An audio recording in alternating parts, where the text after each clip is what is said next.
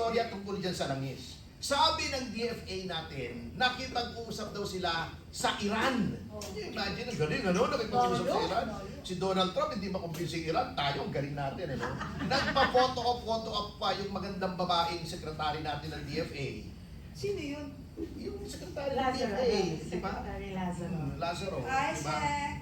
Napakagandang babae, di ba? Yes, yes. Oo. She is. Beautiful. Kasing ganda ni Laila de Lima. Oh, yun.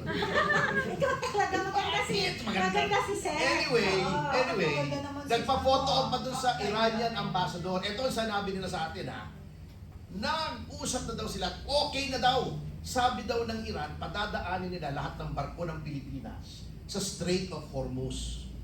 Teka muna. Hormones eh. Meron akong classmate noon na nag-drop out na sa law school na nag-career sa foreign service. Naging ambassador na sa Russia. Tinawagan ko, ano ba to? Anong storya nito? Diplomatic success ba? Sabi niya sa akin. Ayaw siyempre magpangalan. Siya ang nagsabi sa akin, BS yan pare. Sabi ko, bakit? Walang tanker na malaki. Walang barkong malaki na Philippine Registry na dumadaan sa Strait of Hormuz. Iba yung mga dumadaan dyan. Ang lalaki dyan. Yung mga VLCC. Mga very large container na container craft. Yan. Walang Philippine Registry niyan. Yung sinasabi mong pag yan ay papunta sa Pilipinas, papadaanin, sabi niya, hindi totoo yan. Sa diplomacy, wala silang pakialam kung saan papunta yung barko na may dalang langis. Ang importante dyan, registry. Yan. Kanino ba naka-register yan? British registry yan. Hindi pwede kalaban ng Iran. Hindi dadaan yan.